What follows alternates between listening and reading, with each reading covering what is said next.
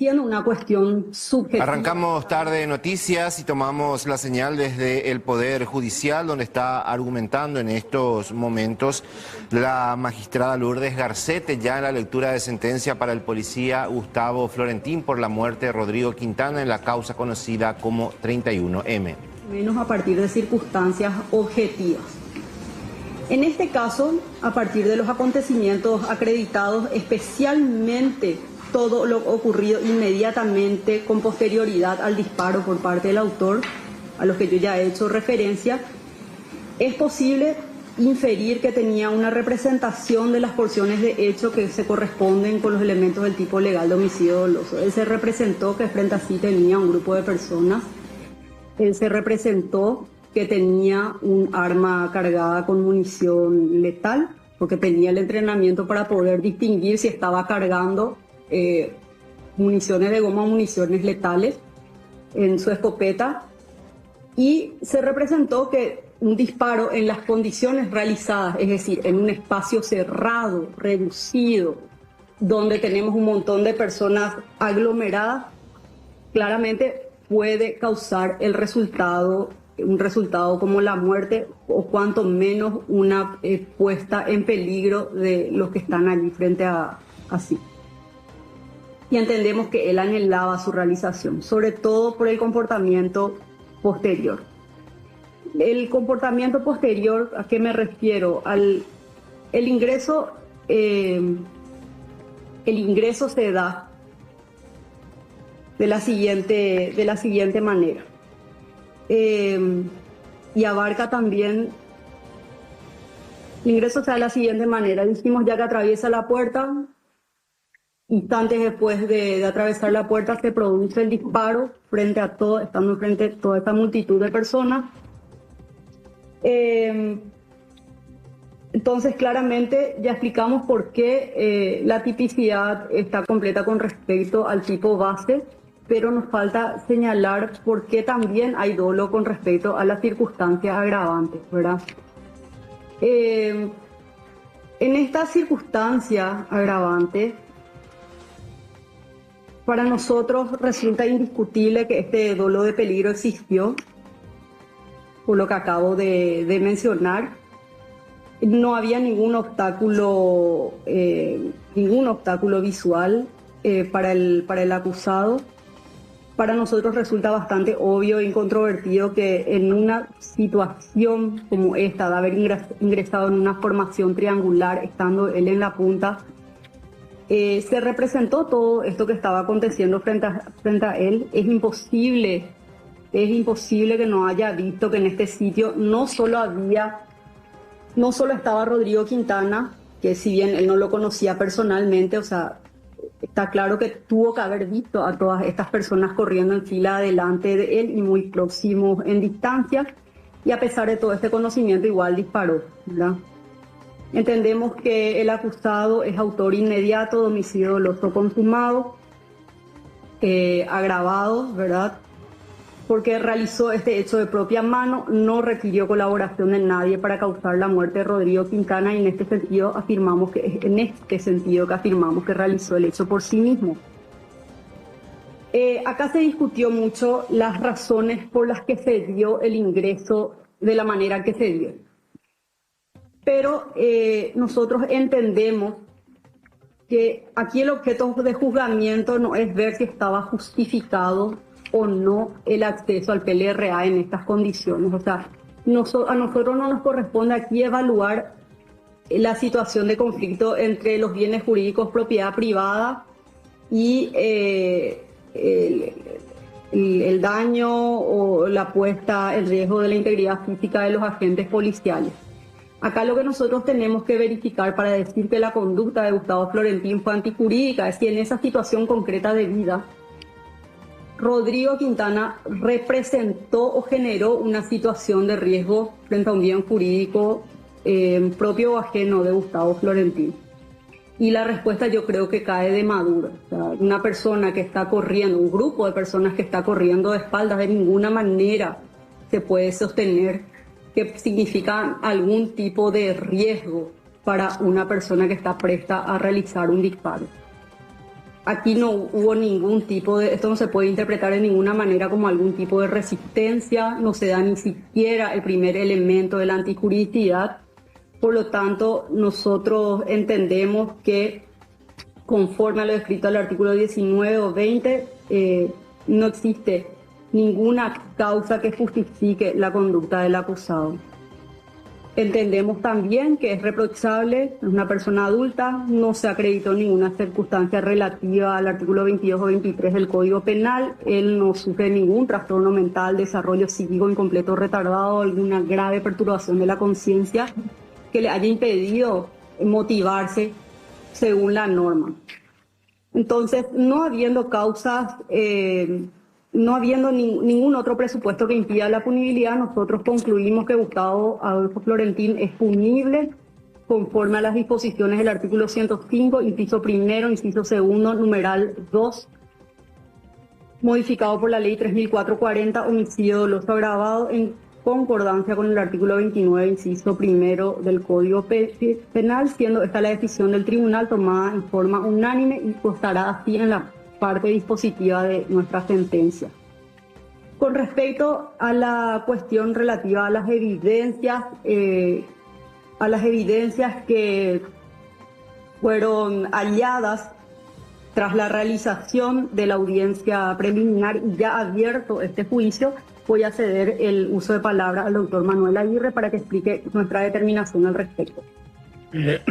Ante la protesta formal del Ministerio Público sobre la desaparición de evidencias relacionada a la causa que está juzgando, básicamente la jueza Rosana Diana Carvalho, en fecha 19 de agosto del 2024, denunció ese hecho, ¿verdad?, en la Superintendencia de Justicia, y a la fecha está siendo tramitada por la gestión jurisdiccional o por la dirección jurisdiccional, ¿verdad?, del Poder Judicial.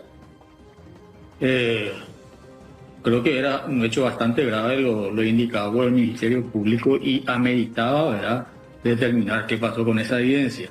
No sé si aparecieron o no aparecieron, pero en algún momento, ¿verdad?, va a haber un dictamen de esta auditoría. Por otra parte, también el tribunal, ratificando el derecho a la presunción de inocencia como garantía del justiciable, examinó, vamos a decir, la coartada que expuso en su declaración indagatoria, diciendo él, ¿verdad?, de que en esa fecha hubo un tercero que disparó, él no lo hizo, y que ese disparo le habría quemado parte del cuello. Independientemente de que la defensa no lo haya alegado como elemento exculpatorio, el decisor o los decisores están obligados, por el respeto de esta garantía, a examinar la hipótesis alternativa expuesta por el encausado. Tal es así que nos pusimos a mirar el video durante largos minutos, casi media hora. Utilizamos el zoom, utilizamos cámara lenta y no encontramos, vamos a decir, probada esa alternativa. Solamente vimos un fogonazo. Por lo tanto, ¿verdad?, desestimamos, vamos a decir, esa coartada expuesta por el propio justiciable.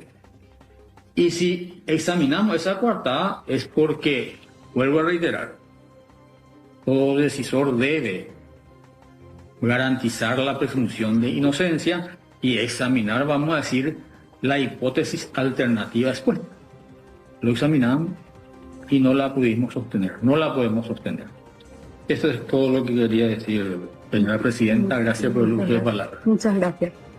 Bueno, pasando ya a la cuestión relativa a la determinación de la pena aplicable, aquí tenemos que explicar que el artículo 105, inciso primero, que es el homicidio doloso en su tipo base, en la forma básica, digamos, tiene un marco penal, es decir, un rango dentro del cual el órgano jurisdiccional, nosotros como tribunal, debemos establecer qué pena atribuir. Este rango oscila entre un mínimo de 5 años y un máximo de 20, en principio. el hecho de que esté prevista una pena máxima de 20 no significa que necesariamente nosotros debamos aplicar esa pena. Eso es una primera aclaración. La segunda cuestión es que aquí nosotros calificamos la conducta del acusado por la forma agravada. Al ser una agravante, el aumento de pena es una facultad del tribunal. Es decir, no necesariamente estamos obligados a aplicar la pena máxima tampoco. La determinación de la pena es una tarea que no se puede realizar como en realidad en ninguna parte de la sentencia de manera arbitraria. Nosotros tenemos unos lineamientos que seguir para determinar esta pena. Y básicamente esos lineamientos, esos patrones están establecidos en el artículo 65 del Código Penal, ¿no?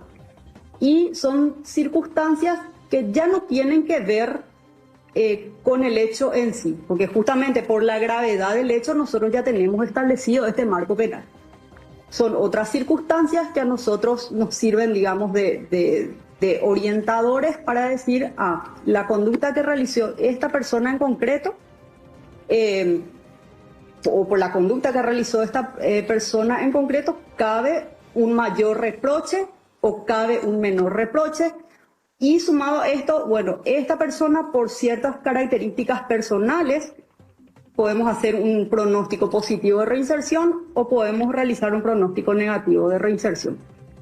Todas estas circunstancias nosotros las valoramos, y aquí tengo que explicar también que de acuerdo a estos lineamientos, si nosotros encontramos al menos una sola circunstancia a favor del acusado, nosotros ya estamos, digamos, impedidos de aplicar la pena máxima. Esa es una aclaración que hay que hacer, ¿verdad? Por una cuestión, digamos, también explicativa, ¿verdad? Para las personas aquí presentes, sobre todo para los que no son abogados. Entonces, hechas estas aclaraciones, nosotros evaluamos todas estas circunstancias, encontramos que ciertamente el grado de reproche que cabe hacer al acusado es elevado, pero entendemos que existen circunstancias particulares que tienen que ser tomadas a su favor, digo nuevamente como consecuencia de lo que dispone el artículo 75 del Código Penal. Estas circunstancias que tienen que ser tomadas a su favor no guardan relación con el reproche, sino con el principio de prevención, es decir, con la prognosis de reinserción y básicamente con las razones por las que el Ministerio Público solicitó la pena que solicitó. En estas condiciones nosotros concluimos que la pena justa que corresponde aplicar al señor Gustavo Florentín es de 24 años. En cuanto a la situación de la escopeta que fue ofrecida como evidencia, nosotros entendemos que al no haberse podido establecer que fue utilizada para cometer el hecho punible, corresponde devolverla a la Policía Nacional porque es un elemento de su propiedad. En cuanto a las medidas, hemos verificado las constancias de autos. Nuestra conclusión es que no corresponde imponer medidas en este caso, en primer lugar por lo que dispone el artículo 19 de la Constitución Nacional, pues como dije, lo que tenemos aquí acreditado en el expediente es que el señor Gustavo Florentín ya cumplió la pena mínima para este hecho, y en estas condiciones es una disposición constitucional de que ya no se puede dictar una medida cautelar a pesar de la condena. Una vez firme esta decisión, en todo caso va a empezar a computarse y a cumplirse efectivamente, quedando el control a cargo del juzgado de ejecución penal. Sumado a esto, nosotros entendemos, aun si quisiéramos forzar lo que dispone el artículo 19, que ya sería bastante grave, entendemos que no existe un peligro de fuga por cuanto pesa sobre Gustavo Florentín una medida privativa de libertad en otro proceso pendiente. Entonces, de ninguna manera, o sería contra todo sentido y contra la norma, aplicar una medida cautelar, ¿verdad? Entonces, como dije, la pena efectiva va a ser cumplida por el acusado una vez confirmada esta resolución judicial en el lugar que disponga la autoridad penitenciaria bajo el control del juzgado de ejecución penal. Las costas se imponen al condenado y este juicio va a concluir. La sentencia, la lectura de la sentencia de la versión escrita está prevista para el 23 de abril a las 12, con la aclaración de que esto se debe a que la Corte ha dispuesto ya que el miércoles santo próximo va a ser declarado asueto, no hay actividades, entonces día y nada. Buenas tardes. Gracias. Ahí está, concluye de esta manera el juicio oral y público para el policía Gustavo Florentín, quien es el único acusado por la muerte de Rodrigo Quintana en la sede del PLRA, que el 31 de marzo del 2017. 24 años de cárcel, 24 años es la pena impuesta por el Tribunal de Sentencia para este efectivo policial, quien soporta otros procesos penales por otras causas también. Ahí ya vamos a tomar contacto con Raúl Bogarín, vamos a escuchar lo que está pasando ahí en tribunales. La madre está llorando en estos momentos. De hecho, una de las cosas familiares, siguiendo este juicio oral y público, esta jornada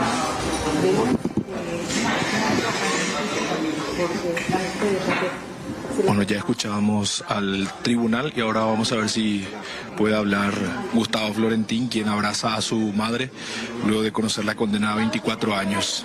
¿Por qué esta condena? Por el orden y la patria. ¿Cree que es una injusticia lo que pasó hoy? Por el orden y la patria. Es una injusticia,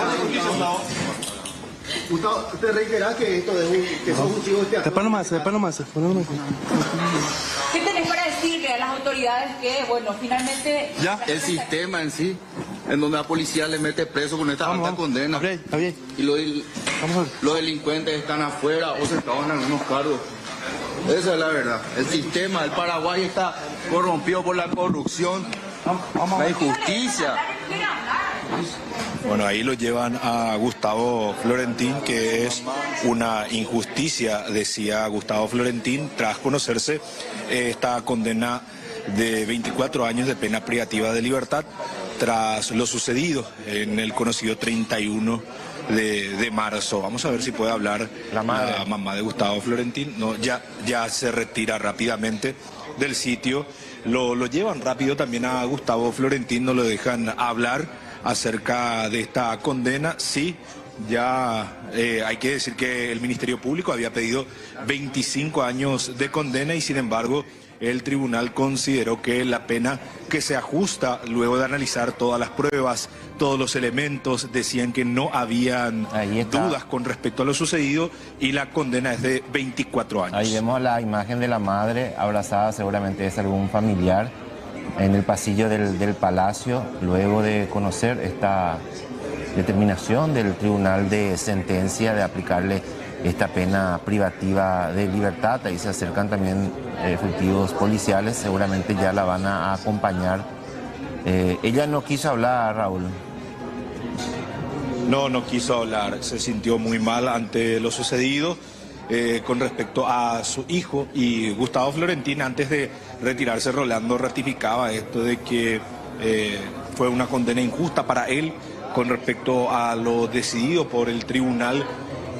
Hay que recordar que analizaron punto por punto todo lo sucedido. Vamos a escuchar al abogado de Gustavo Florentín. Presidido por la doctora Garcete, integrado por la doctora Maldonado y el doctor Aguirre, por el cual sentencia la pena de 24 años al suboficial Gustavo Florentín Silva, es el mensaje social que transmite. Es decir, ¿qué garantía puede tener hoy en día un uniformado, llámese Policía Nacional o llámese agente militar, sobre, al momento de desplegar su trabajo, va a recibir una condena de 24 años? Sin importar las circunstancias bien explicitadas por el tribunal, no se determinó siquiera cuál escopeta utilizó Gustavo Florentín Silva.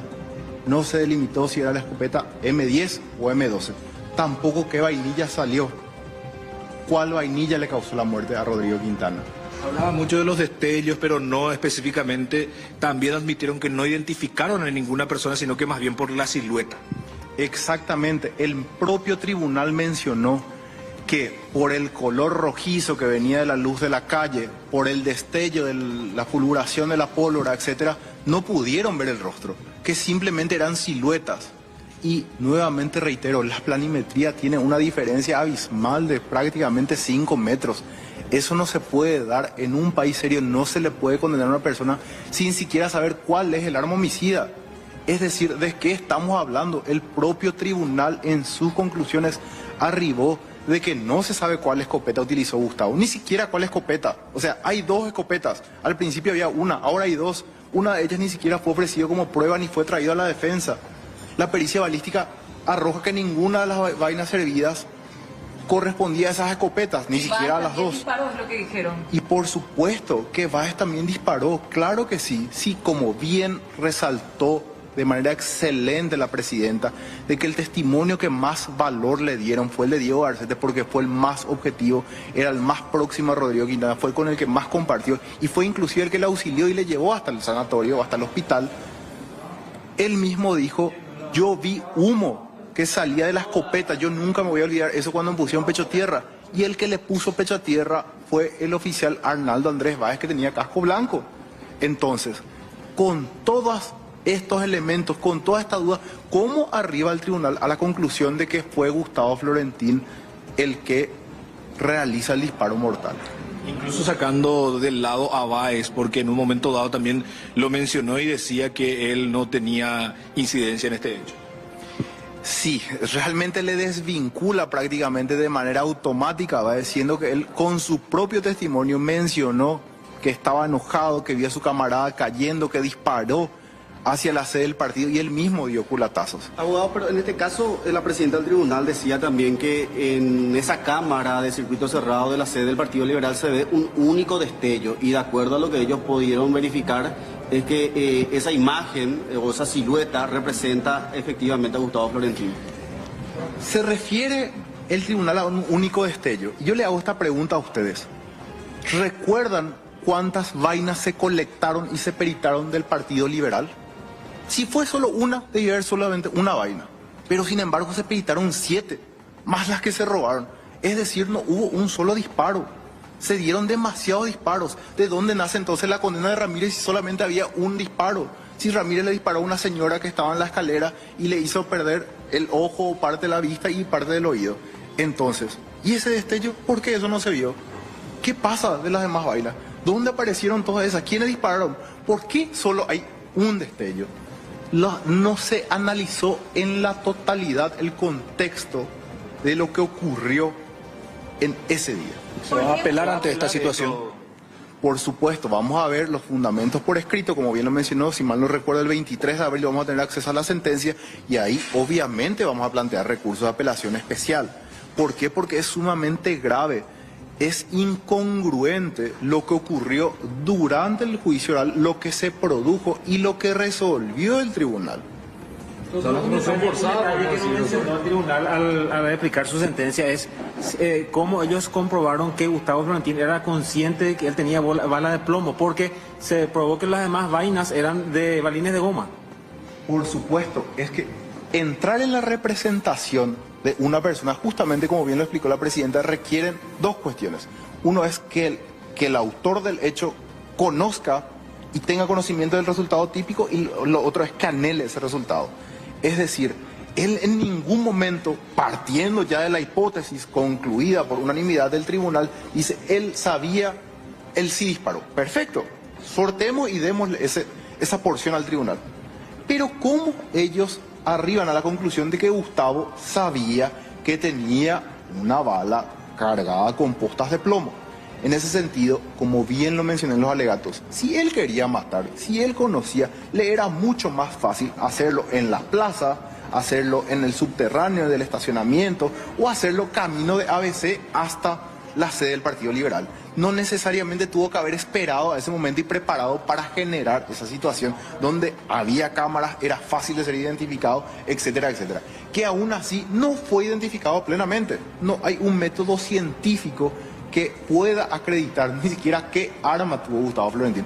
No sé si ustedes dimensionan la gravedad de esto. El propio tribunal dijo que no sabe qué escopeta tenía Gustavo Florentín Silva. Y también que fue por la silueta, más bien que lo reconoció. Por la silueta, no por el rostro, no por la estatura, no por la... Fue una silueta. Eso es gravísimo. Se está violentando el Estado de Derecho. Y si esto le pasa a una persona que debía de haber sido apoyada por una institución policial porque estaba en el desempeño de sus funciones, imagínense lo que nos va a pasar a nosotros. O sea, fue una conclusión forzada, podemos decirlo, del tribunal. Fue una sentencia cómoda para el tribunal, y esto lo hago de manera muy respetuosa. La crítica a los fallos es libre, porque se tiene que congraciar con la prensa, se tiene que congraciar con la sociedad, y de alguna manera tienen que darle un cierre a esto. Y ese cierre es para que se apague ya esto, para que deje. ¿Pero qué es? ¿Qué nos deja la sentencia? Nos deja más dudas. ¿Cuál fue la escopeta? ¿Se disparó o no? ¿Cuál utilizó Gustavo? ¿Quién entró? ¿Quién no disparó? ¿Cuántos disparos se realizaron? Ya no sabemos más eso. En la hipótesis era un solo fogonazo, o fue lo que sostuvo el tribunal. Y reitero, ¿de dónde aparecieron entonces todas las demás vainillas que estaban dentro del Partido Liberal? Condenaron una silueta y le atribuyeron a Gustavo Florentino. Condenaron una silueta de una persona de entre 3, o sea, 33% de probabilidades de que sea él. Apostaron a eso. Apostaron a un 50%, porque hay 2 escopetas, de que una de las escopetas fue, y apostaron de las 7 vainas servidas, que una de ellas salió. Estamos hablando más o menos de un 18%. Entonces, ¿de qué estamos hablando? Todo es de probabilidades. Pero es más certero entonces ir a jugar un juego de azar y apostar a las probabilidades que salir condenado hoy sin certeza absoluta de cómo fue y por qué fue. Gustavo Florentino tenía que ser condenado, doctor? Evidentemente. Porque se tiene que cerrar esta parte histórica. Es una cuestión política aquí que no es jurídica. Lastimosamente, hay demasiados intereses en que esto se cierre, y esos intereses se vienen desde hace tiempo. Doctor, pero en ese sentido, porque ayer te escuchamos también decir lo mismo, pero el interés, y si te referís a gente de la oposición y demás, ellos lo que reclaman es quién dio la orden, no hacían foco tanto en la situación propiamente de Gustavo Florentino. Y justamente se tenía que cerrar todo esto en Gustavo. Es simple y sencillo, se tenía que cerrar para que no se investigue más. Recuerden que a Raquel Fernández, recuerden que a Raquel Fernández, ella testificó acá y dijo, 23 años de carrera me quitaron, perdí todo de la noche a la mañana porque justamente no le permitieron hacer su trabajo. Yo no sé quién tiene ese interés, pero el que más perdía con la muerte de una persona en ese día era un grupo político. Y los que más ganaban con la muerte de una persona eran 2 grupos políticos distintos, uno colorado y uno liberal. Ustedes arriben a las conclusiones de quién perdía más y quién ganaba más. Y quién obtuvo rédito político de esto, quién obtuvo votos de esto y quién obtuvo desprestigio de esto. Muy amable. Ahí está lo que dice el abogado de Gustavo Florentino, hablando con respecto a esta condena de 24 años de pena privativa de libertad, y ya adelantó que va a apelar esta decisión del tribunal a una apelación especial porque le quedan muchas dudas con respecto a esta condena. Si bien el tribunal detalló muy bien ciertas cosas, hay ciertas dudas con respecto a la condena, como por ejemplo no especificó bien el rostro, solamente hablaron de siluetas. También hacía hincapié el abogado con respecto a las escopetas, que aparecían 2 y no especificaron de cuál era en este caso y correspondía a Gustavo Florentino. Rolando, televidentes. Exactamente, ya de esta manera se retiraron todas las partes. Raúl, van a ser convocados nuevamente para el próximo 23 de abril para la lectura completa de la sentencia. Ya anunciaban también la apelación y me imagino que el Ministerio Público conforme también con esta determinación, porque finalmente aplicaron la pena de 24 años de prisión. A lo que ellos habían pedido era la de 25, un año de diferencia. Creo que el Ministerio Público va a demostrar su conformidad con esto, ¿no? Es así, es muy poca la diferencia entre 24 a 25. Hay una parte precisada bien también el tribunal con respecto a la condena, porque el inciso, en este caso el Código 105, tenía una expectativa de pena de 10 a 20 años, decía, pero había un agravante que elevaba un poco más la condena y por eso es 24 años. Exactamente, recordemos también que fue una decisión unánime la del Tribunal de Sentencia, y dijo también que esto se va a aplicar una vez que quede firme la sentencia. Hizo referencia también a otras causas judiciales que tiene Gustavo Florentino y por el cual él está guardando prisión preventiva actualmente. Es así, tiene varias causas. Recordemos que hace poco él fue detenido, estaba en la zona de Aregua donde ocurrió un allanamiento y él fue detenido, pero ya en marco de otra causa. Exactamente, veremos entonces cómo sigue este proceso. Se aguarda lo que venga después, seguramente esto va a ser litigado ya en cámaras y vamos a ver cómo sigue. Lo más probable que llegue también a la Corte Suprema de Justicia. Gracias, Raúl, por este completo informe. Hasta luego, un placer.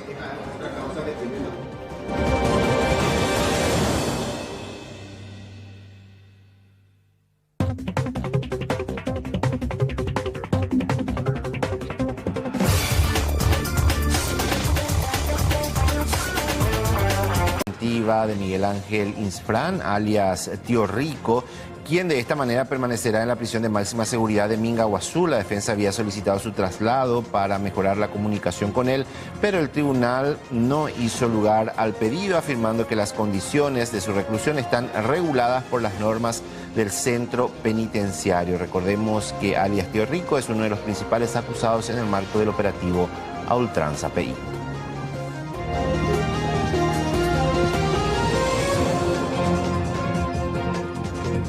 Y el Ministerio de Salud anunció que a partir de hoy las vacunas contra la influenza estarán disponibles en todo el país para niños de 6 a 35 meses, luego de que inicialmente solo se aplicaran en Central y Asunción. Se invita a las familias a llevar a sus hijos a los vacunatorios, ya que la vacuna ejecutivo decretó asueto para el miércoles santo. El presidente de la República firmó un decreto que establece asueto para los funcionarios de la Administración Pública Central durante la Semana Santa, específicamente del miércoles 16 de abril al lunes 21. Este asueto excluye a los empleados que trabajan en servicios médicos de urgencia y en áreas esenciales como comercio exterior y recaudación de impuestos. El Poder Legislativo y el Poder Judicial seguirán la misma tradición de declarar asueto tras el... Y hablando de Semana Santa, como se da todos los años, la DINATRAN anunció la liberación de horarios de buses para facilitar el traslado de ciudadanos durante la Semana Santa. Del 16 al 21 de abril del 2025, nos imaginamos que la principal terminal terrestre de nuestro país estará saturada de pasajeros que van a viajar al interior, muchos al exterior también. Esta medida está basada en la resolución que incluye a todas las empresas del transporte público que deberán mantener las tarifas vigentes. También hablamos que en ese tiempo se van a dar controles en las principales rutas. En el día en que la Fiscalía Adjunta se ratifica en la desestimación de la denuncia que de alguna manera investiga la muerte del ex legislador en la ciudad de Pedro Juan Caballero. Por ahí sí tenemos el tuit de Oscar Tuma, donde él hacía referencia a que se reunirá con los familiares del diputado Gómez y de contar con su consentimiento, presentaré un pedido de juicio político contra el fiscal general del Estado, cuya permanencia en el cargo se ha vuelto insostenible, dijo el abogado con quien charlamos y se explayó con relación a la intención de enjuiciar al fiscal general del Estado. Es el tuit producto de una situación que se generó en la Fiscalía General del Estado, donde los fiscales de forma increíble se ratifican de vuelta en su decisión de desestimar la investigación de un hecho tan importante como es el saber qué es lo que ocurrió el día que el diputado Gómez perdió la vida. Los fiscales en 7 meses decidieron desestimar la denuncia porque para ellos no existen elementos que ameriten la continuación de la investigación, lo cual es una burla para toda la ciudadanía. La causa está llena de controversia en cuanto a pericias, donde se contradicen una con otras, en cuanto a testimonios, en cuanto a dictámenes forenses del doctor Lemir, que contradice también posiciones de los propios agentes que ingresaron a matar al diputado. O sea, estamos en una causa donde existen muchas controversias. Y el Ministerio Público no puede convertirse en juez en parte. El Ministerio Público no puede decir, no, para nosotros se actuó en legítima defensa. Eso es una competencia de un tribunal de sentencia. El Ministerio Público debe de reunir los hechos, los elementos probatorios y presentar eso a un tribunal, y un tribunal decir, sí, las personas actuaron en legítima defensa, las personas actuaron de forma culposa, actuaron de forma dolosa. Entonces, estamos ante un hecho inédito. Nunca antes se dio una circunstancia como esta, donde el Ministerio Público se convierta en juez y parte y pida la desestimación de esta denuncia, con lo cual ya imposibilita a que el día de mañana se pueda reabrir la causa. Ni siquiera plantearon un archivamiento de la causa, sino piden la desestimación, te repito, para que con esto se prive a la ciudadanía de conocer qué es lo que ocurrió el día que perdió la vida el diputado Gómez. Acá hay una quema de archivo, acá hay una intención fragante del Ministerio Público de evitar los ciudadanos sepamos qué es lo que ocurrió el día que perdió la vida el diputado. Mejor dicho, el día que lo asesinaron. Y la conducción de esto lo tiene el fiscal general del Estado. Y evidentemente hoy existe un descontrol en el Ministerio Público. Creo que la institución está atravesando su peor momento desde su creación. Fiscales incapaces, fiscales con carencia de moralidad, fiscales que no tienen capacidad, fiscales corruptos. Y eso es responsable él. O sea, evidentemente está en una institución desbordada a causa del manejo que él viene realizando. Y bueno, esta causa es una más de todas las perlas que están ocurriendo en el manejo del Ministerio Público de que Emiliano Rolón agarró el cargo.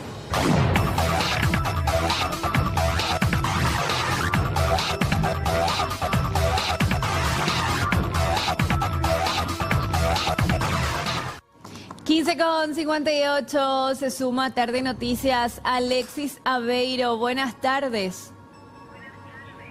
Hola Kiara, ¿cómo te va? Saluda a Rodi y a todos los compañeros. Me perdonan por favor la voz, pero no quería terminar la semana sin hacer un enlace en vivo y en directo para ustedes, así que acá estamos firmes. Alexis, vos sabés que... ¿Por qué te reís así? No te voy a decir nada raro. Yo hablo con mucha... No, yo sé que vos... buena onda, me gusta, claro, yo sé me que gusta siempre la onda de los viernes. Exacto, y vos tenés siempre esa predisposición de trabajar, pero pensé que tu voz tenía relación con el tema que ibas a presentar. Claro, hoy es viernes, pero no es viernes 13. Jason Borges, el temible personaje de esta serie de películas que llevan el nombre, ¿no? Viernes 13, precisamente, a partir del tercer capítulo aparece una máscara de hockey, un psicópata serial. Causaba el terror a finales de los 80, la película. También a partir de ahí fueron creándose varios personajes que intentaron, dentro de esa psicopatía, imitar sus homicidios, sus asesinatos. Pero también existen, y hay que bajar a tierra, personas que se dedican al cosplay, ¿verdad? Pero de repente el personaje genera mucho temor. Primero porque suele rondar durante las noches y ustedes ven en las imágenes de Circuito Cerrado como la oscuridad también le dan ese aire de terror al recorrido de Paolo Rigoni. Es el nombre de este joven que está detrás de la máscara. Nosotros llegamos hasta su casa, conversamos con él y supimos un poco más de lo que hace, supuestamente para ganarse la vida. Pero hay una contraparte. Nosotros también llegamos al barrio en base a la denuncia de los vecinos que dicen que supuestamente en la casa se juntan adictos, sería un foco de distribución, que aparentemente, según algunas fotografías que también vamos a compartir, se generaron hechos de violencia. Entonces, ¿quién mejor que la policía y específicamente la jurisdiccional? La segunda de Fernando de la Mora, como comisario Ismael Guerreros. Y directamente, ¿Jason tiene o no tiene antecedentes, comisario? Sin antecedentes penales. Es una persona de sexo masculino, así como estabas mencionando, a raíz de las imágenes que estaban circulando en las redes, hicimos seguimiento y pudimos llegar hasta la casa de esta persona, a quien pudimos identificarle, y él mismo manifestó que usa ese personaje para salir en las noches y que la gente le pide para salir fotografías con él, y de esa manera él junta dinero para su sustento diario. O sea, es decir, si nosotros vamos a sus registros, a los antecedentes, al sistema informático, él es una persona limpia. Según el sistema informático es una persona limpia, que no tiene antecedentes penales. ¿Denuncia de los vecinos de la zona? No tenemos reporte referente a este señor, no hay ninguna denuncia. Pero fueron a la casa, de repente hay un basural ahí también, se acumula algo, eso puede molestar a los vecinos, podría ser también, o sea, un tema municipal.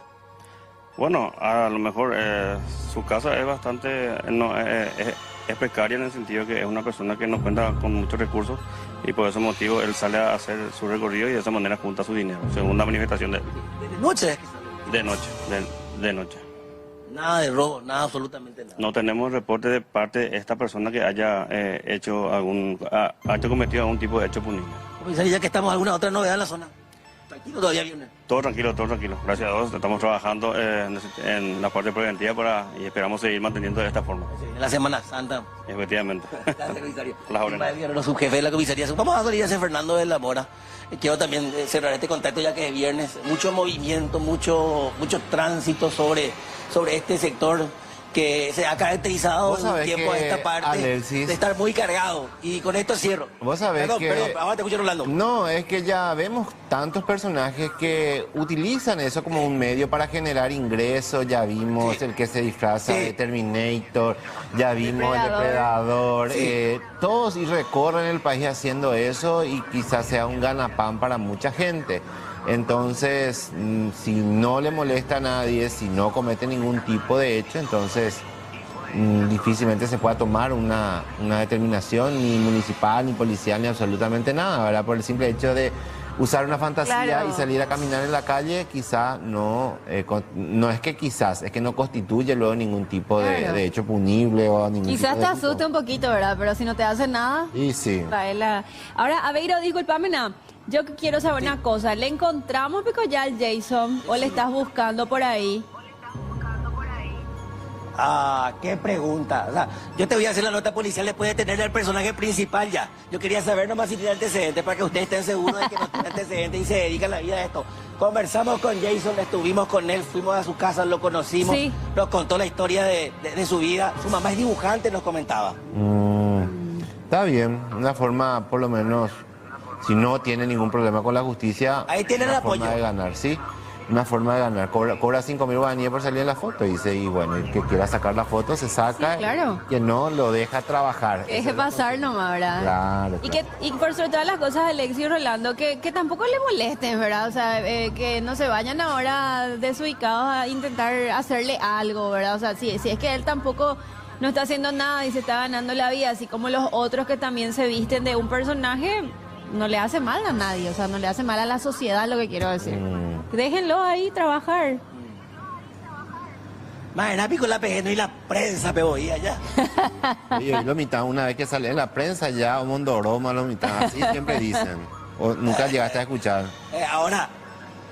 Ahora, encima con lo que me tratan de Veracruz ya no va a ser floreciente su negocio. Sí, me vamos a dejar nomás por ahí, mañana terminamos definitivamente complicando el laburo al amigo ahí. Bueno, gracias, Alexis. Rolando, esta noche, 24 horas, la nota con Jason, en exclusiva. Buenísimo, vamos a estar pendientes, Aveiro. Cuídese, vaya al médico. Hasta luego. Puertas del canal para compartir experiencias, para compartir técnicas, para compartir conocimiento con aquellas personas que quieran conocer más sobre lo que es la televisión y los medios digitales. Exactamente, Rolando, porque vuelve el curso del SNT y la Uninorte. Si quieren aprender todo lo que hacemos aquí, bueno, les invitamos a que formen parte. Son 13 sábados en los que van a estar en nuestras instalaciones junto con los que más saben, con quienes van a aprender mejor y también con quienes lo hacen esto día a día. Esto es imperdible. Comienza el 10 de mayo y por supuesto lo hacemos junto a la Uninorte como hace 3 años. Inscribite llamando al 021-729-4600. Inscribite y forma parte de este curso. ¿Quién no quiere saber qué sucede aquí adentro? Vení, acompáñame. Yo ya sé. Nosotras también. Hicimos el curso del SNT y Uninorte. Y hoy nos encontramos trabajando desde acá. 3, 2, 1, aire. Anímate, no esperes más, inscribite vos también.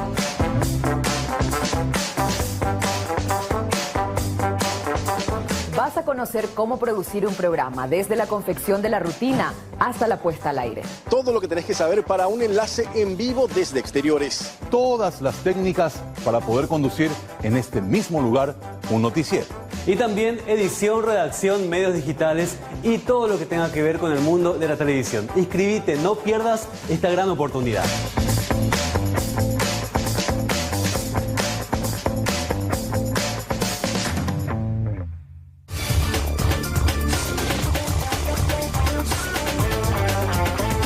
Juicio oral y público para el único acusado por el asesinato del ex viceministro del Interior y ex fiscal antidrogas Javier Ibarra. Estamos hablando de Óscar Ariel Caballero Shalman. Este crimen ocurrió en el año 2022. Nuevamente y de forma llamativa, el Tribunal de Sentencia sigue dilatando la conclusión de este juicio oral y público que ya debió concluir hace bastante tiempo, pero lo hacen de forma cortada y lo suspenden de forma constante. Hoy se dio la declaración del tribunal, la declaración del acusado ante el Tribunal de Sentencia.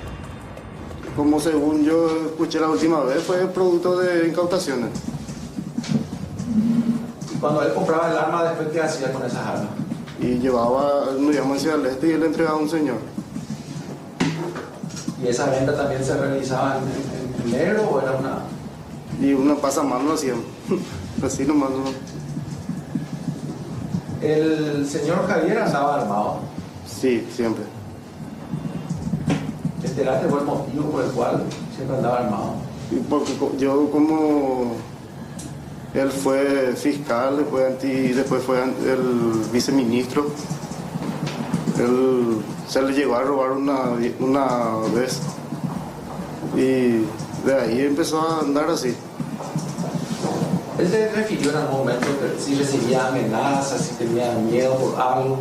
¿Te comentó en alguna oportunidad? Después de salir la fiscalía, me dijo que empezó a tener miedo de eso. ¿Cómo te refirió qué tipo de miedo?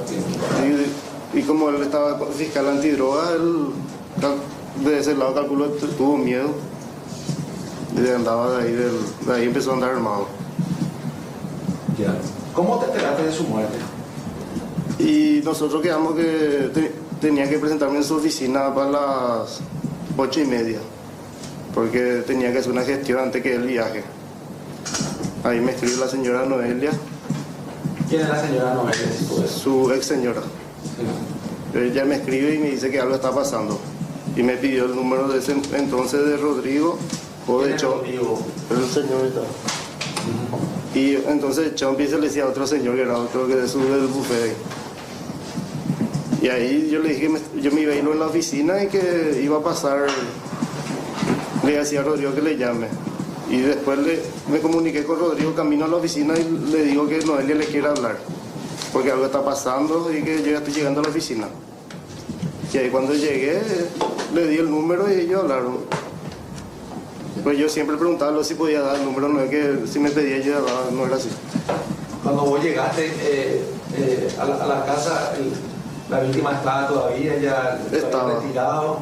Llegamos, yo me fui con el señor Rodrigo y me fui con el señor Fernando, que se le dice Chompi, y estaba el cuerpo todavía ahí. ¿Y qué hablaban con el señor Rodrigo y con Chompi?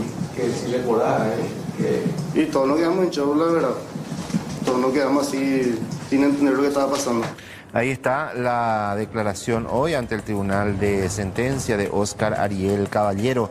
Este juicio deberá continuar el próximo lunes 21 de abril a partir de las 10 horas, donde se espera que finalmente ya pueda concluir. Reiteramos, llama poderosamente la atención el hecho de las reiteradas suspensiones en esta audiencia por parte del tribunal.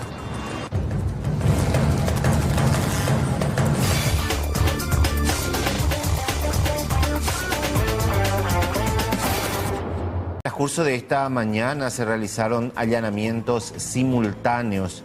Estos se dieron en las zonas del barrio San Isidro de Santa Rosa, donde los agentes ingresaron a viviendas en busca de dos hombres. Dos hombres son buscados ya oficialmente por la policía como principales sospechosos del asesinato del empresario Juan de Dios Ojeda. Estamos hablando en primer lugar de Alcidio Obregón Benítez y la otra persona buscada es Hugo César Duarte Lugo. Al momento del procedimiento, estas personas no se encontraban en sus respectivas viviendas. Recordemos que una adolescente de 15 años también había sido detenida. Ella se encontraba con el empresario en el momento en que ocurrió el crimen. La policía sostiene que el móvil sería el robo de la camioneta, que el empresario se resistió y finalmente fue asesinado. El resultado que tenemos hoy es que podemos hablar de dos personas quienes están vinculados al proceso como personas quienes materializaron y también planificaron el hecho. En principio, las informaciones que tenemos es de que el hecho en sí iba a ser un robo grabado, la cual resultó con la muerte de la víctima. Descartamos otras motivaciones por el momento. La más fuerte es la que le mencioné recién y estamos trabajando en esa base investigativa. Evidentemente opuso resistencia y ahí se provocó el disparo y que acabó con la vida del mismo. Ahora, ¿el arma utilizada era el minado o tenían esta gente? Bueno, el arma utilizada es un arma que creemos el grupo llevó hasta el sitio. No obstante, estamos analizando si la víctima también tenía en su poder un arma y esa arma pudo haber sido sustraída tras el hecho. Por el momento tenemos dos personas identificadas ya con una orden de captura y tenemos una tercera persona que está también siendo buscada. Vamos a confirmar, individualizarla a esta persona y confirmar su identidad. Y creemos que el robo en sí no se habrá consumado. Vamos a verificar eso ya con los familiares también para ver si el dinero que podría haber manejado esta víctima o ver sus cuentas bancarias. Vamos a estar analizando esa situación. No quiero opinar respecto al resultado. Infructuoso, no porque no se le agarra a nadie deja de ser infructuoso. O sea, que hay diligencia, hay informaciones que se recolectan igualmente en el contexto de esos procedimientos. No, pero si se llama en busca de alguien si no se encuentra. Quiero reservarme, Gabriel, respecto a esa respuesta.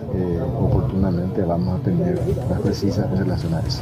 ¿La joven aprehendida o detenida fiscal realizó alguna declaración? Hay que conversar con ella. Se fija una audiencia indagatoria. Ella es adolescente, la indagatoria se hace ante el juzgado penal adolescente. Entonces hemos solicitado al juez que se fije una fecha y seguramente vamos a estar convocados. Y en ejercicio de su derecho de defensa, si quiere declarar, así lo hará. Y si quiere abstenerse, es un derecho que tiene. Ahora que quedan adelantados en otro allanamiento. Vamos a seguir con las diligencias que consideramos que vamos a trabajar con la policía. Hay gente de investigaciones de la policía, gente de homicidio de Asunción, y estamos coordinando con ellos todas las funciones, todas las diligencias y lo que consideramos oportuno vamos a seguir haciendo.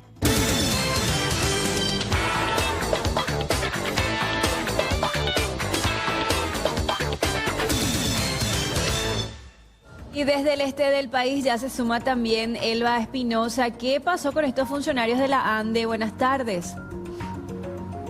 Buenas tardes. Funcionarios de la ANDE estaban trabajando en la zona de Hernandarias en un procedimiento y en un momento dado, en un momento de furia, un presunto adicto los ataca con un cuchillo.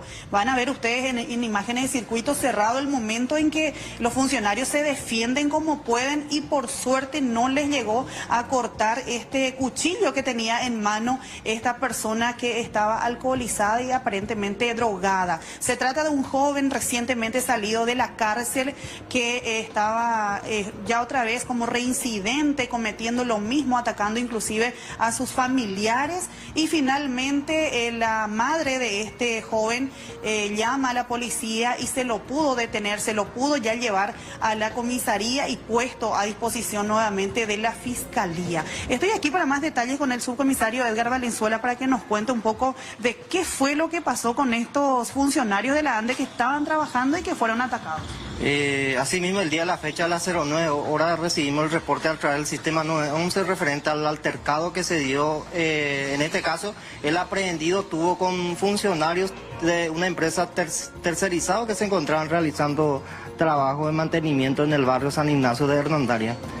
Este sujeto, aparentemente bajo los efectos de droga o alcohol, con un cuchillo en mano, sin mediar palabra, fue a atacarle a estos funcionarios que se encontraban desayunando en una despensa del lugar. Y posterior se fue a su casa y empezó a violentar a su madre, en este caso, a amenazarla e inclusive intentó apuñalarla con un cuchillo. ¿Con el mismo cuchillo que tenía en mano? Así mismo, la personal de la comisaría jurisdiccional rápidamente llega al lugar y en grado de flagrancia procede a la aprehensión de esta persona. Se trata de Eder Barreto Servillán, de 31 años.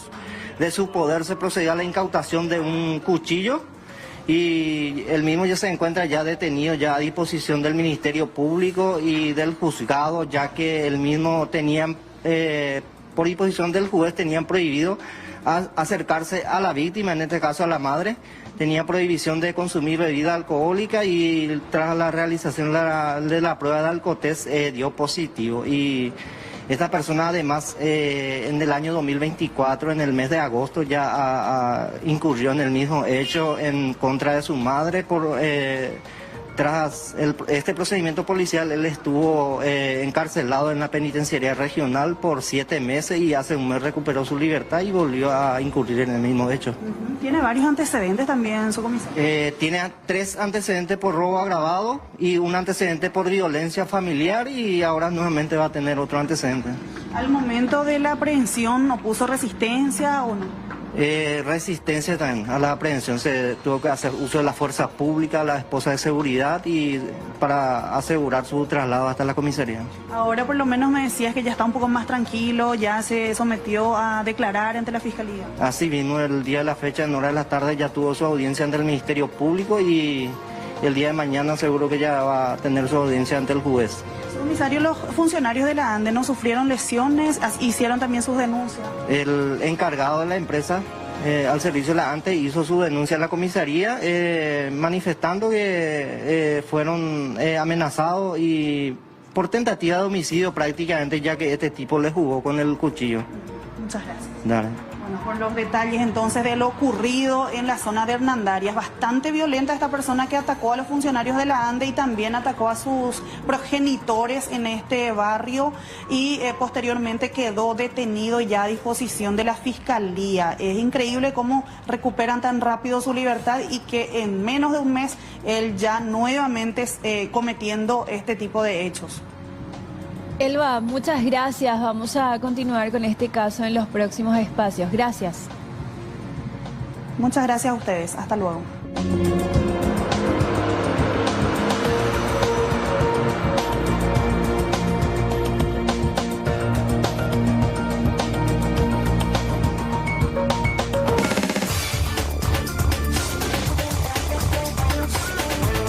Que da inicio a la Semana Santa. El día del Pindócaray. Exacto, el famoso señor de las palmas con su burrito, ¿verdad?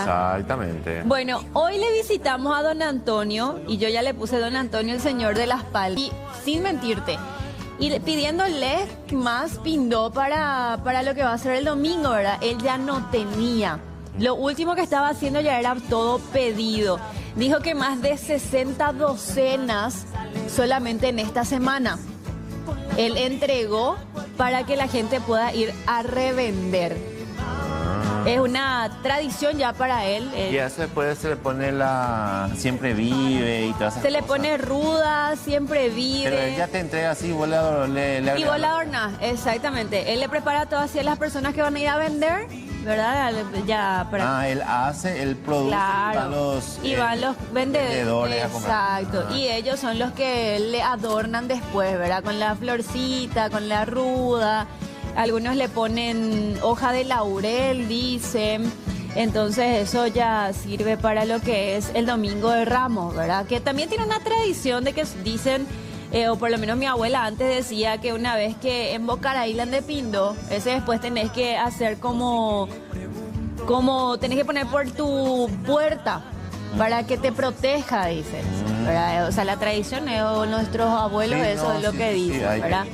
Y bueno, don Antonio, que me contó 24 nietos, tiene 6 hijos, 8 hijos, tiene don Antonio y hizo crecer a todos ellos haciendo esto desde hace ya 40 años. Hace años donde va poco a ver. Ya por 30, 40 años va para huevo. ¿Herencia de tu acuerdo? Sí, de la familia. Ayer es una curipe te idea Pepe donde tú andi cahuires va eso nacen de ella pues aún. Tija o palabra de artesanía no lleven de vey. Na pe escuela y que ya no lleven de me a pensando lo gana bella a la se toda bella a mí no se de cahuires eso. Y se van a bien ya te llevo cahuires. Ya ya tú pindo eso. Ella puta su hija. Atención, mira para vender de lucro eso. Roguero, unos cuantos rogueros, a pegar a esa yeja, esta estrella vender, ahí ve. Él es más de juego temprano, mercado 4 para vender Hawái. A las 12 de la noche no sé cuál hay, pero vender por docena. A las 5, las 6 yo me llamo a Roga. Don Antonio, significante, ¿verdad? Que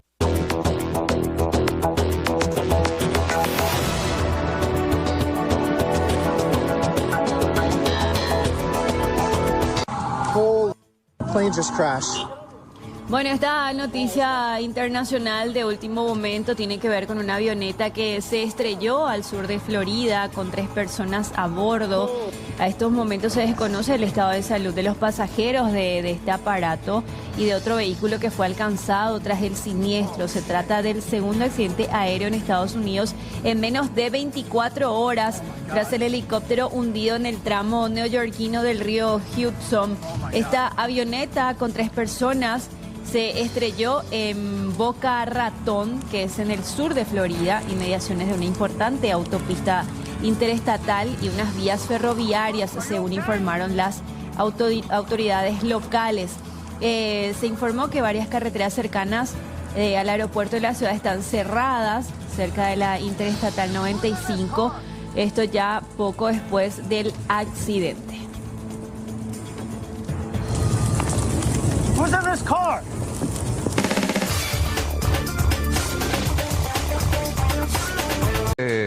Gustavo Florentín, ¿verdad? Gustavo Florentín, 24 años. 4 años. A los que hay que reducirle 5. 5 años, porque 5 años ya estuvo preso por esta causa. Claro, después no tuvo medidas, ¿verdad? Sí, después tuvo medidas. 5 años y precisamente por eso le dieron. 8 años después se dicta la condena. Sí. Que mucho tiempo. ¿Verdad? ¿Vos le conocés a Segundo Castillo, el director técnico? Mira la facha. Mira la facha. Pero no tengo color así... Pero estás en camino, estás bien encaminado. Llamativos. Le podemos hacer un primer plano al look del señor, look de viernes, por favor, con todos los detalles. ¿Qué hay hoy? ¿Una actuación después del Noti? ¿Una presentación oficial? No. ¿Una conducción? Nada. Como diría alguien, es mi ropa de trabajo. No espero menos a partir de la semana que viene, por favor. Mínimo un pañuelito. O sea, la vara está alta. Sí, muy alta. Muy. Gracias por el halago. No sé si tengo que tomarlo como tal, ¿verdad? Bueno, volviendo un poquitito al tema de Gustavo Florentín, a ver, la defensa cuestionó bastante. El tribunal de sentencia y puntualizó algunas cuestiones con relación a que no había una orden para que Florentín fuera hasta la sede del PLRA. Que él salió, tomó el arma y se dirigió a ese punto. Por otra parte también hizo referencia porque era algo agravado porque él tenía que haber tenido manejo de la situación. Escuché esa parte, Rolando, cuando dijo, él con su expertise tenía que saber que la munición que tenía en la mano y que estaba cargando era de munición letal. Y tenía que haberse representado que disparando su escopeta con munición letal podría lesionarle a alguien. Hablaba de personas indefensas porque todos estaban de espalda al momento. Habló también de que tomaron en cuenta la declaración del amigo de Rodrigo Quintana que trató de atajar la puerta hasta más no poder y después terminaron tumbando. Después también el abogado de la defensa habló del hecho de que condenaron a una silueta, dijo, porque no se pudo precisar quién fue la persona que disparó. O sea, mirando eso también... No deja de tener razón. No hay precisión. Científicamente podés entrar a discutir, pero así observando, ¿verdad? Parecía ser... No se identifica al tirador. Y dijo que no era solamente una vainilla la que se encontró, sino que habían 7. Había el caso de la señora. Eso de que apareció una segunda escopeta, Rolando. Exacto, porque si eventualmente no se puede definir en la silueta que fue Gustavo, más de uno, entonces tenía una escopeta que tenía balines, ¿verdad? Y que no precisamente eran de goma. Se llama Báez, ¿verdad? El otro. Sí, Arnaldo Báez. Arnaldo Báez. Pero él fue desvinculado hace rato ya. Sí. También hizo referencia al abogado de la defensa, escuché, había varias vainillas, decía, incluso recuerdan ustedes el caso de la señora que también terminó perdiendo un ojo, que estaba en la escalera, y todo eso formaba parte de lo que había ocurrido ahí dentro del... ¿Quién les dio la orden a ellos de ingresar a la sede del PLRA? Nadie. Porque realmente Ni en la época de la dictadura eso se hizo.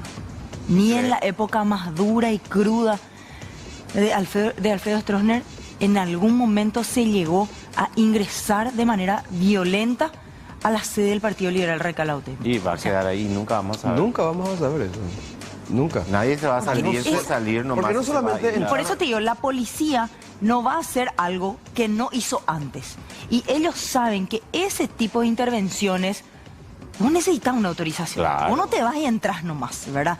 Entonces, alguien les tuvo que haber dicho a ellos, entren, atropellen, busquen a fulano, a mengano, o sea, alguien les tuvo que haber dado la orden. Con eso muchos insisten de que la idea era cerrar con esto, con una condena a Gustavo Florentín para que se cierre también el caso de alguna manera y el tema es... Y terminen las dudas. Muera el tema. No se cuestione más nada. Claro. No, pero ese cuestionamiento siempre va a quedar. No, eso va a existir eternamente. Siempre. Bueno, pero ¿y Gustavo qué dijo? Él dijo, ¿quién les dijo a ellos que ellos podían entrar? ¿Quién les autorizó a ellos a ingresar a la sede? Nunca dijeron. Y eso me parece raro porque él, también en su defensa, él pudo haber dicho... Nosotros... Pareciera ser que todos dicen que esa vorágine, con esa adrenalina de ir persiguiéndose... se vieron desbordados. Se vieron desbordados y terminaban atropellando. O sea, lo hicieron sin autorización. Sí, más o menos, sí. Sí. Lo hicieron, sí, por la adrenalina del momento.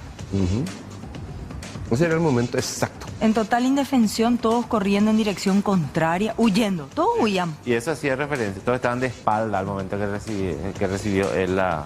¿Y fue él el primero en ingresar, Gustavo Florentín? Sí. Hay un destello, decía, ¿verdad? Una silueta.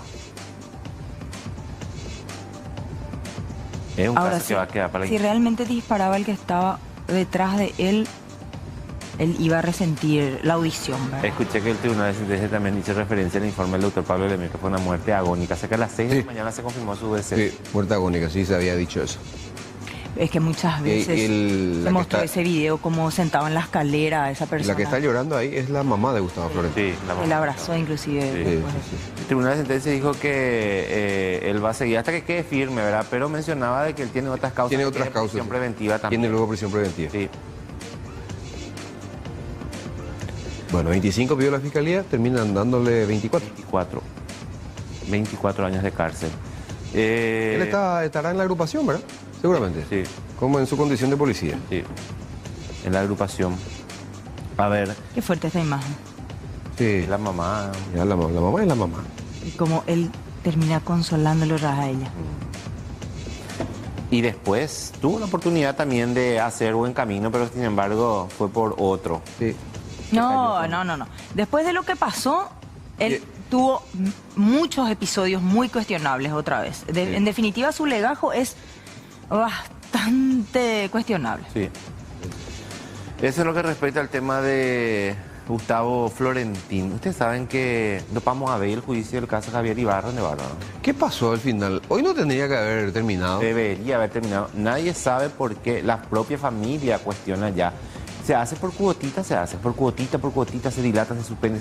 Sí, pero y lo que se hace dura una hora y media y se suspende. Y no se entiende por qué el tribunal dilata tanto cerrar porque me imagino que si se toman un día para poder atender ese juicio, y no estamos hablando de cualquier juicio, estamos hablando del asesinato de un ex viceministro, no estamos hablando de estamos hablando de un caso importante. Hoy, por ejemplo, declaró el acusado y ya suspendieron nuevamente, pasaron para el 21 de abril, donde se espera que ese día termine nuevamente, porque hay muchas especulaciones también detrás de este tema del juicio. Pero hoy fue una jornada trascendental en este juicio, ¿verdad? O sea, el acusado, el que había efectuado los disparos, el que declaró. El que declaró y que... ¿Y el que dice que alega? Él declara inocente, claro, contó todo, cómo se enteró, que fue la esposa, la ex esposa de Javier Ibarra la que le había llamado para que se vaya a ver lo que estaba pasando.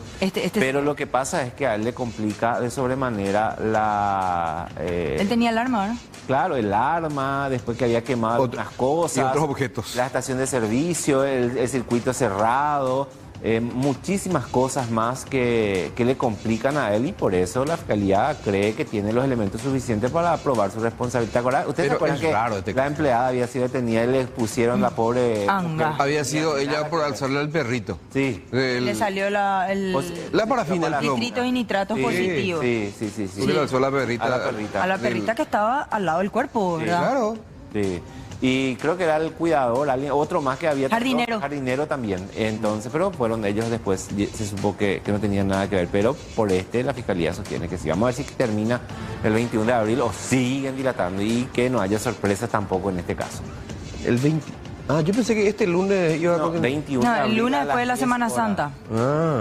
Porque la Corte ya estableció asueto judicial también por Semana Santa. Sí. Pero que toda la Semana Santa, lunes, martes y miércoles santo. A partir del miércoles. Del miércoles. Así como Bueno, pero ¿y por qué no continúan el lunes entonces?